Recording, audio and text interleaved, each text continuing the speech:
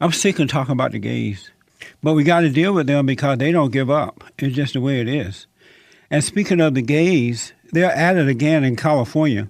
There was a bill voted on yesterday up in Sacramento, California, SB 323, and it's aimed at forcing the Boy Scouts and other youth organizations to embrace homosexuality and gender identity. There's no end to what these people are trying to do, I have to tell you. Brad Dacus is with me. He is president of the Pacific Justice Institute, which defends religious liberties and parental rights. The Justice Institute handled more cases on the West Coast than any other organization of its kind.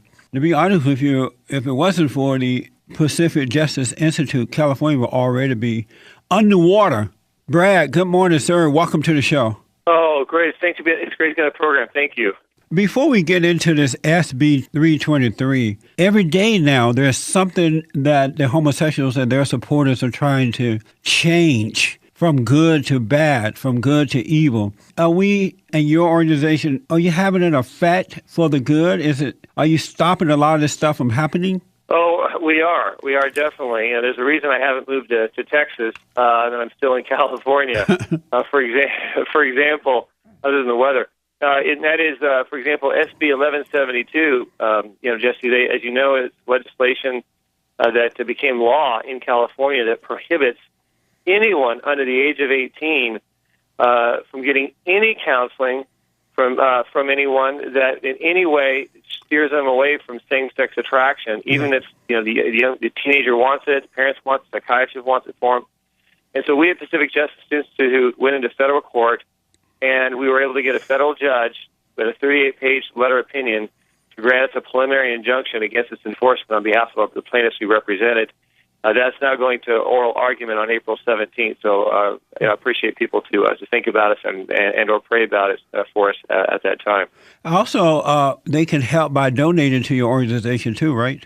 Oh, absolutely. Yeah. We are overwhelmed with our casework right now. Yeah. Partly because of new laws like this, and we greatly appreciate those who like to become part of our team. All donations are tax deductible, and we reward those who support us by keeping them updated with our cases through our emails that we send out about all of our cases as they come out.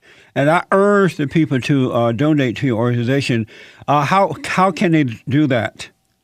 It's real easy. They simply go to pacificjustice.org. That's simply pacificjustice.org, pacificjustice.org. Good. We'll give that out again before you leave. Tell us about SB 323. Yeah, this is really unbelievably outrageous. As many people know, the Boy Scouts have been challenged in the past regarding their moral policies, up to uphold their standards, to oppose sexual conduct, prior outside of marriage, and that includes homosexuality and homosexual behavior, and for their members, but also their leadership. And the courts, the state Supreme Court, U.S. Supreme Court, they've upheld that. But because what these activists couldn't have gained in the courts, they've gone to the legislature now through SB 323, which would strip the state tax-exempt status of virtually every youth-based organization in the state of California, including the Boy Scouts, the 4-H Club, Special Olympics, potentially a Young Life, Youth for Christ, strip all of their tax-exempt status unless they're willing to forego their beliefs, their convictions, and purpose, and hire leaders, youth leaders for the youth, who may be transvestite, transsexual, or openly espousing homosexual. Amazing. And that's totally outrageous, because when you look at the Boy Scouts, I used to be a Boy Scout, and it's a critical time in your life when you're transitioning from boyhood to manhood. Male role models are important. Male bonding is very important in a very constructive way to affirm masculinity, to affirm manhood, not to bring greater confusion or temptation away from manhood and only and gender identity. So this is a direct affront to this critical role that the Boy Scouts play, particularly to many who don't have a dad or grandfather, and many, of course, also in the inner cities who face that plight as well. Yeah. The Senate voted on this yesterday. Is it 5-2 vote on yesterday? Yeah, the state Senate Finance Committee voted 5-2, not 5-4, not 5-3, 5-2, to approve this and send it on to the next committee, and then it'll go to the state Senate as a whole. And I hate to say this, but because of the heavy Democrat majority in the state Senate as well as the state Assembly, this legislation will likely pass both the state Senate and the state Assembly, and at the very least get a majority, if not the supermajority that it may need. There are no Republicans in the Senate anymore, right? What, 1 or 2? Well, there's more than 1 or 2, but it might as well just be 1 or 2 because if the Democrats have a supermajority, they can pass virtually anything they want. There's 1 or 2 vacancies that have opened up that it is believed by many that those will be filled potentially before this comes to a final vote. They still may have that supermajority to tax and spend as much as to tax and tax as much as they wish. And this argued, at least we're arguing, that to remove a state tax exempt status from an organization is effectively a taxing maneuver, because they will have to pay tax on all donations.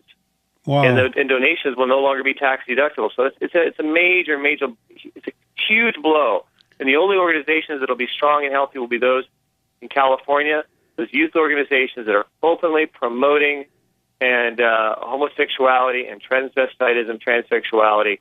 That is what the majority, that's what the Democrats in the state Senate and the state Assembly are pushing. And I stress that because, as you know, Jesse, so many of the constituents who vote for Democrats have no idea of the depravity that, in the eyes of many at least, that they support. And in the eyes of a parent looking at their welfare of their son or their daughter, this should be a major issue, irrespective of their political affiliation. This is not a conservative, liberal, Republican, Democrat thing. This is something of just basic common sense and love and humanity for youth and their proper development.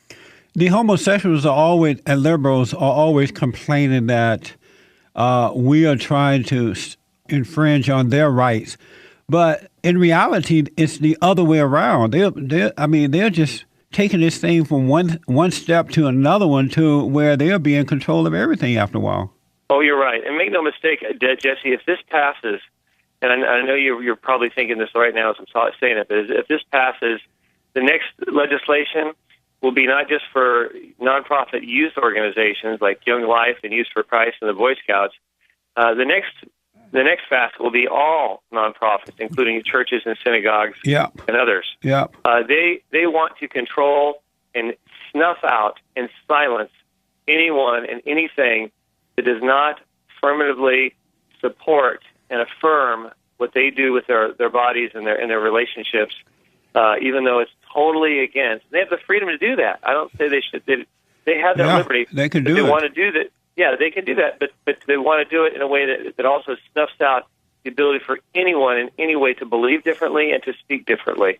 And that is an atrocious violation of the First Amendment and true civil rights. Brad, I was talking to some people last night about this brand new bill, and a lot of people in this state don't even know that these things are happening. The word is not getting out to enough people.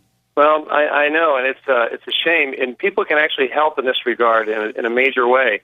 If they go to our website, pacificjustice.org, they can sign up to get our press releases, and then they can actually forward that on to people on their list. Maybe it's to their pastor or their rabbi or their priest. They can also pass it on to organization leaders, groups, and they can also work to get other people to sign on to get our press releases as well. If people receive these press releases, they will have accurate, immediate information, not a lot of hype and that kind of stuff, just accurate, straightforward, immediate information that they can use and be confident in, and can pass on to others that can awake them and cause them to become a voice as well. Unless people speak up, legislators won't listen, and we know that from past experience. In fact, there's a separate website we've created just for this effort to attack this kind of legislation. It's called genderinsanity.com, genderinsanity.com, and they can also get there through our website at pacificjustice.org as well. But there's a petition there and other things that people can use as a resource. God forbid, but if SB 323 should pass, is there something else we can do to overturn it, or is it just done?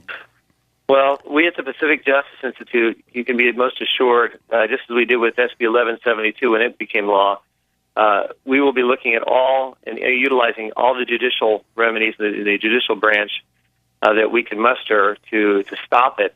But needless to say, I do not want to have to be in that position to have to rely on, a judge in the Ninth Circuit to agree with us. I would much rather stop at the legislative level. The Ninth Circuit is not that predictably reliable in terms of common sense and basic constitutional rights of nonprofit groups. I do want to repeat that this bill would take away the tax exempt status of all nonprofit youth organizations in California. And I also want to add that once that is done, God forbid, if it is done, they're going to go after the churches and other nonprofit organizations as well. So it's just not going to stop with the Boy Scouts or the youth groups. Right. And the same reasons they give to force the Boy Scouts or Youth for Christ or Young Life to have to do this, or Athletes in Action to have to do this, it's the same arguments they'll give against the churches and the synagogues. Yeah. The exact same arguments. So it's they have no respect for religious freedom, no respect for freedom of association, no respect for the dignity of individuals to have their morals and beliefs and convictions that are contrary to their radical agenda, and they'll push this until everyone and anyone is silenced and completely snuffed out of the debate as to this very controversial, unhealthy lifestyles and sex acts that they perform under the guise of this organization and movement. And I'm just sort of being point blank about it because that's what this is all about. That's right. It's about individuals and pushing and promoting and defending sex acts that people believe in natural marriage and the laws of nature and traditional beliefs and values would find morally objectionable, and at the very least should be able to voice and express those moral objections, and at the very least raise their children in accordance with their moral convictions. The Supreme Court is considering Proposition, was it 8 or 18, where in California we voted that a marriage is between one man, one woman, and they're going to make their announcement in June or sometime this summer. What do you predict will happen with that case? I was going into it but being much more optimistic that we had the 5 votes for both Proposition 8 and the Defense of Marriage Act. But Jesse, I'm really concerned. Based on the oral arguments and some information that I've received from behind the scenes, I'm very, very concerned that the outcome will not be one that respects the integrity of the voters of California and the ability for us not to be trumped by a governor or like Jerry Brown or a state attorney general. I'm very concerned about that, the integrity of the Democratic Republican process, and much less just the fact that Proposition 8 could be completely snuffed out and forced and crammed down the throats of every Californian, whether we like it or not, to quote the former mayor of San Francisco. I have up on my website, bondinfo.org, steps that people can take to combat this bill, SB 323. What do you recommend that the people do at this point? Well, I recommend them to go to our website, or they can connect directly to genderinsanity.com, genderinsanity.com, and there they can get the information to do petitions, to register with petitions information, and to have that sent directly to the legislators who need to receive it. Also, I personally, I love to speak to groups. I do even guest speak at churches, guest preach at churches, all without charge. and I'm open to doing that as much as I need to, up and down the state of California as necessary. So if people would like to go ahead and use my resources in that regard to try to educate and inspire their groups or their members or congregation, I'd be more than happy to do that as well. But we all need to, bottom line, we all need to get involved. You know, at the end of the day, it's not the results that I think that we're held accountable for. It's whether we were faithful with what we've been given, and whether we speak up when the bell's tolled. And the bell is clearly tolling on behalf of our youth. We need to speak up.